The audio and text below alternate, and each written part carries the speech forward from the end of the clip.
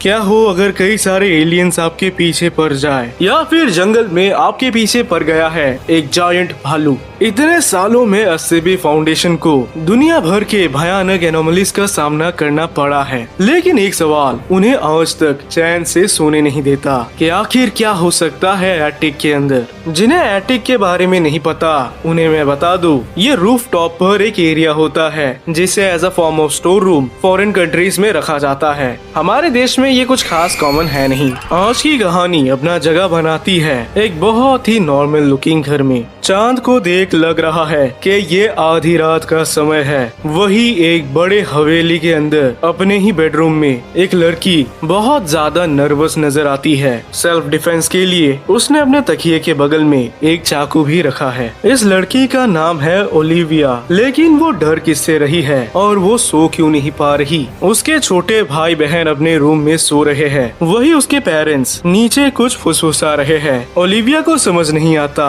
कि वो किस बारे में बात कर रहे हैं, लेकिन मोस्ट प्रोबेबली वो उसी से रिलेटेड कुछ तो बोल रहे हैं। उनका डिस्कशन ओलिविया से ही रिलेटेड है। सालों से उसका अपने पेरेंट्स के साथ रिश्ता काफी ज्यादा खराब रहा है। एक दिन भी शायद ऐसा नहीं गुजरा जब उसकी अपने पेरेंट्स से लड़ाई नहीं हुई, और शायद इन्हीं सब के चलते आज वो सो नहीं पा रही, क्योंकि शायद उसके माता पिता उससे काफी ज्यादा तंग आ चुके हैं। इसी कारण से एक दिन पहले ओलिविया ने किचन रूम से एक नाइफ को अपने पिलो के नीचे छुपा दिया खुद को बचाने के लिए। दरअसल गलती ओलिविया की नहीं है, गलती किसी की भी नहीं है। ये घर ही कुछ ऐसा है। वो छोटी थी जब पूरा परिवार इस घर में शिफ्ट हो गया, और तभी से कभी भी उन्होंने घर में कोई खुशहाली देखी ही नहीं है। हर कोई एक डिप्रेशन वाला चेहरा लेकर घूमता है। ओलिविया के पेरेंट्स काफी ज्यादा प्रिटेंड करते हैं कि वो एक हैप्पी फैमिली है, लेकिन ओलिविया जानती है कि जब तक वो इस घर में कैद रहेगी उसका जिंदगी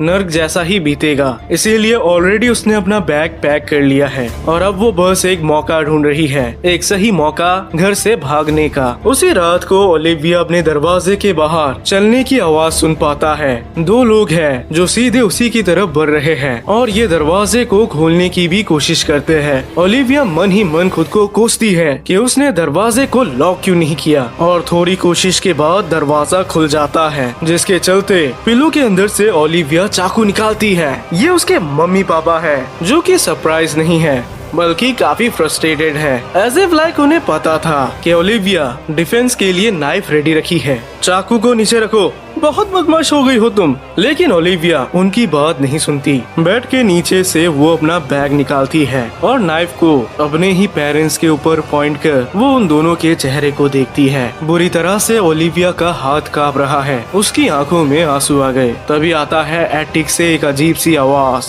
ये नॉइज सुनकर ही ओलिविया कांप उठी, क्योंकि बचपन से वो जानती है कि ऊपर एटिक के अंदर कुछ भी नहीं है। हमेशा से ही एटिक को लेकर उसको बहुत अजीब सी फीलिंग आई है कि इससे दूर रहो, जितना दूर हो सकता है दूर रहो। और आज पहली बार है जब वो एटिक से अजीबोगरीब आवाज सुन पाती है। ओलिविया इन सब से छुटकारा चाहती है, इसीलिए चाकू नीचे फेंक फाइनली वो उस रात उस बंगलो से भाग गई। उसके पेरेंट्स चिल्ला चिल्ला कर उसे रुकने को बोलते हैं, और तो और एटिक में जो भी मौजूद है वो सीधे उसी को फॉलो करता है, तब तक जब तक वो दरवाजा खोल भाग नहीं जाती। बंगलो का दरवाजा अपने आप बंद हुआ और ओलिविया को फाइनली उस घर से छुटकारा मिला। फाइनली शायद अब वो चैन से जी सकती है। घर के अंदर उसके पेरेंट्स ये प्रोसेस कर रहे थे कि आज हुआ क्या, कि तभी एटिक से आवाज आई। ओलिविया के जाने के बाद पेरेंट्स प्रिटेंड करते हैं कि सब कुछ नॉर्मल है। इनफैक्ट वो ये भी सोचते हैं कि प्रॉब्लम चली गई है, अब शायद हम चैन से जी पाएंगे। लेकिन रियलिटी यही है कि उनकी प्रॉब्लम उनकी बेटी कभी थी ही नहीं, बल्कि वो एटिक है। एक ऐसा एटिक जिसको एक्सप्लोर करने का उन्हें हमेशा से अर्ज भी होता है और घबराहट भी। 6 लोग रहते थे इस घर में, जो कि अब 5 हो चुके हैं। जब घर में इतने सारे लोग होते हैं तो वो एक हंसता खेलता और शोर शराबों वाला घर होता है। लेकिन ओलिविया का घर कम्प्लीटली ऑपोजिट था। हमेशा वहाँ पर एक ऐसी शांति होती थी जैसे कि वो घर नहीं बल्कि शमशान हो। एक सुबह उठकर ये बंदा जिसका नाम है जॉश उसने डिसाइड किया कि आज वो देखकर ही रहेगा कि एटिक के अंदर क्या है। लैडर की मदद लेकर वो एक के बाद एक कदम बढ़ाता रहा और फाइनली वो टॉप तक पहुंच गया। फिर हाथों से पुश कर फाइनली वो देख पा रहा था। जॉश की आँख खुली तो वो खुद को ब्रेकफास्ट टेबल में पाता है। ये तो एग्जैक्ट वही हो रहा है जो ऑलरेडी सुबह हो चुका है। वो समझ नहीं पाता कि उसके साथ क्या हुआ। क्या ये कोई इमेजिनेशन था या वो टाइम में पीछे आ गया। वो अपने वाइफ से पूछता है तो वो बताती है कि तब से तो तुम चेयर में ही बैठे हो, तुम एक बार भी नहीं उठे। और फिर वो न्यूज़पेपर में अपना ध्यान बढ़ाती है, लेकिन जॉश को कुछ भी पल्ले नहीं पड़ रहा। वो दिन उसका नॉर्मली गुजर जाता है, लेकिन फिर भी पूरे दिन वो सिर्फ और सिर्फ एटिक के बारे में ही सोच रहा था।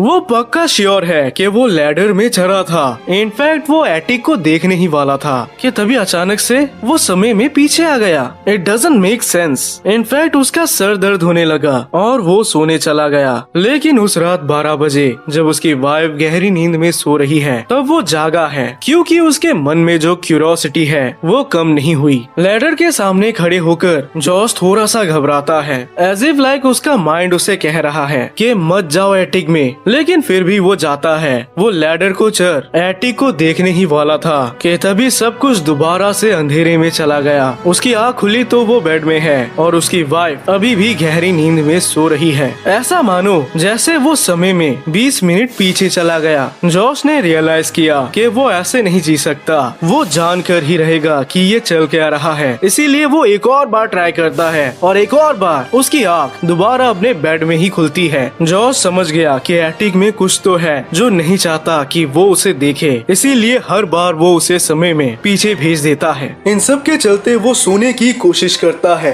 लेकिन उसे नींद नहीं आती। ये उसका घर है, उसे जानना है कि इसमें क्या चल रहा है। यही सब सोचते सोचते पूरी रात निकल जाती है और वो सोता ही नहीं। उसकी आंखें बंद हैं, लेकिन अभी भी वो जाग रहा है। अगली सुबह वो दोबारा ट्राई करता है और इस बार वो खुद को सोफा में बैठा हुआ पाता है। साथ ही टीवी में एक ऐसा शो चल रहा है जिसको उसने ऑलरेडी 1 घंटे पहले देखकर खत्म कर दिया था। उस दिन भी वो मल्टीपल टाइम्स लैडर को चढ़ता और दोबारा सोफे पर ही आ जाता। इन सब के चलते वो काफी ज्यादा फ्रस्ट्रेटेड होता है और उसका फ्रस्ट्रेशन उसके वाइफ को भी नजर आ जाता है। जॉश की वाइफ जानती है कि ये डेफिनेटली एटिक के बारे में है। दरअसल जब भी वो एटिक के पास से गुजरती उसे भी सेम फीलिंग आता है, एक अजीब सी क्यूरियोसिटी ये जानने की कि एटिक में क्या हो सकता है। कुछ दिन बीत जाते हैं, लेकिन जॉश खुद को नॉर्मल फील नहीं कर पाता, इसीलिए उसने अपने जॉब से ट्रांसफर ले लिया और वो अपने वाइफ को बताता है कि वो लोग घर को बेचकर किसी और जगह शिफ्ट हो जाएंगे। पहले तो औरत रेजिस्ट करती है, क्योंकि वेल सेटल्ड जगह को छोड़कर कौन ही जाना चाहेगा, लेकिन फिर वो भी सोचती है कि अगर वो यहाँ से चले जाए तो उन्हें एटिक से भी छुटकारा मिल जाएगा। उनके बुलाने पर अगले दिन उनके घर में आता है एक ब्रोकर जो उन्हें बताता है कि एक पार्टी है जो अच्छा खासा पैसा देकर ये घर खरीदना चाहती है। वाओ वाओ, फाइनली वो इस घर से छुटकारा पा सकते हैं। सोफे पे बैठ डॉक्यूमेंट्स को तैयार कर फाइनली वो कॉन्ट्रैक्ट पर साइन करने ही वाला था, लेकिन इससे पहले कि उसका पेन कॉन्ट्रैक्ट पेपर पर टच करता, अचानक से वो खुद को डाइनिंग टेबल में पाता है। उसके बगल में उसकी वाइफ भी बैठी है। वाइफ के हाथ में कॉफी कप है, वही उसके हाथ में एक पेन। इस बार उसकी वाइफ ने भी वही फील किया जो इतने टाइम से उसके साथ हो रहा था। ये लोग तो कॉन्ट्रैक्ट साइन करने वाले थे, लेकिन इससे पहले कि खुशहाली इनके जिंदगी में आती एक अजीब सा ग्लिच और ये कुछ घंटे पीछे आ गए।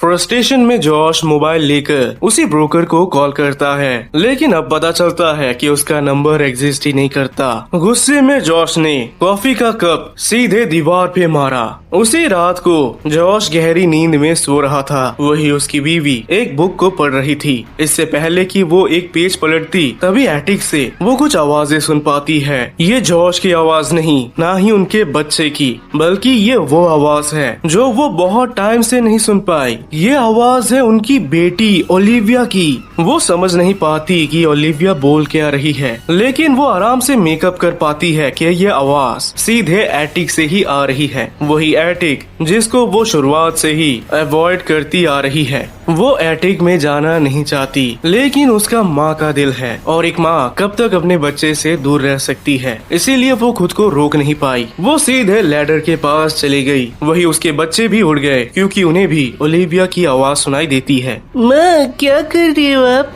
वो रिप्लाई नहीं देती क्योंकि अभी भी उसका फोकस एटिक में ही है। वो अभी भी ओलिविया की आवाज सुन पा रही है और वो फाइनली एटिक को खोल एटिक के अंदर देखती है। इस बार वो समय में पीछे नहीं जाते, बल्कि आराम से वो औरत लैडर के नीचे उतरती है। उसके बच्चे उससे पूछते हैं कि एटिक में क्या है, लेकिन थोड़ी देर तक वो कुछ भी बोल नहीं पाती। इनफैक्ट उनका चेहरा पूरा पीला पड़ चुका है। धीमी सी आवाज में वो बोली, मुझे नहीं पता, ये ओलिविया नहीं थी। बहुत टाइम बीत जाता है और वो परिवार अभी भी उस घर के अंदर ही है। वो एटिक से छुटकारा पाना चाहते हैं, लेकिन उनका कुछ भी प्रयास काम नहीं आता। इनफैक्ट एक बंदे के साथ ये तक बात हो जाती है कि वो इस घर को डिमोलिश कर देंगे, लेकिन इससे पहले कि वो साइन कर पाते दोबारा वो वक्त में पीछे चले जाते हैं, जिसके बाद वो कंस्ट्रक्शन कंपनी ही समहाउ गायब हो जाती है, एज इफ लाइक वो कभी एग्जिस्ट ही नहीं करती। एक दिन फ्रस्ट्रेशन में जॉश ने अपना सारा एक्सपीरियंस रेडिट में शेयर कर दिया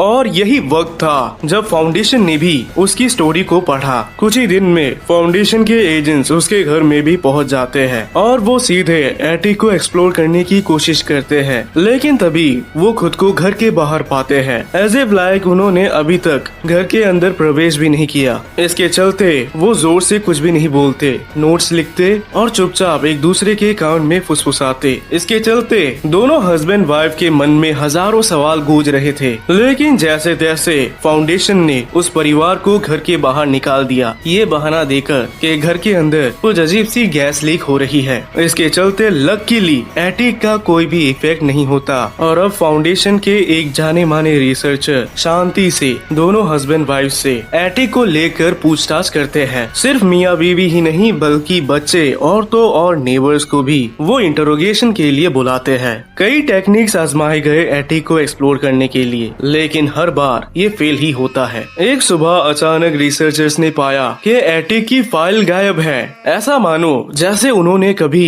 एटिक को लेकर कोई एक्सप्लोरेशन किया ही नहीं। रिसर्चर्स का ध्यान परिवार के गायब हिस्से पे पड़ी, जो कि है ओलिविया। थोड़ा सा ट्रैक डाउन करने पर उन्हें ओलिविया मिल जाती है, जो कि दूर कहीं पर एक फास्ट फूड चेन में काम कर रही थी। फाउंडेशन में ओलिविया काफी ज्यादा सपोर्टिव थी। उससे जो भी पूछा गया वो आराम से बताती है। ओलिविया सब कुछ बताती है कि वो उस रात घर से क्यों भागी थी। रिसर्चर ने पूछा कि तुम्हें क्या लगता है एटिक के अंदर क्या है। इस पर वो बताती है, दीवारों के अंदर आप इतना ज्यादा नफरत भर दो कि वो नफरत एक दिन आपको ही खा जाएगा। मुझे नहीं पता एटिक के अंदर क्या है, मुझे जानना भी नहीं है, शायद उसके अंदर कुछ भी नहीं है। इंटरव्यू खत्म होता है और वो दोबारा अपने लाइफ में लौट जाती है। फाउंडेशन उसके साथ एक और इंटरव्यू करना चाहते थे, लेकिन अगले दिन उन्हें ओलिविया कहीं नहीं मिलती। इनफैक्ट हर कोई ओलिविया को भूल गए सिवाय उसके मम्मी पापा और उसको इंटरव्यू किए रिसर्चर के। इसी से पता चलता है कि SCP-2740 कितना ज्यादा डेंजरस हो सकता है। ये लोगों के एग्जिस्टेंस को मिटाने की शक्ति रखता है, ऐसे मानो जैसे वो था ही नहीं कभी। ये SCP एक बहुत बड़ी मिस्ट्री है, जिसको लेकर अगर आपके पास कोई भी थ्योरी है तो आप कमेंट सेक्शन में लिख सकते हैं।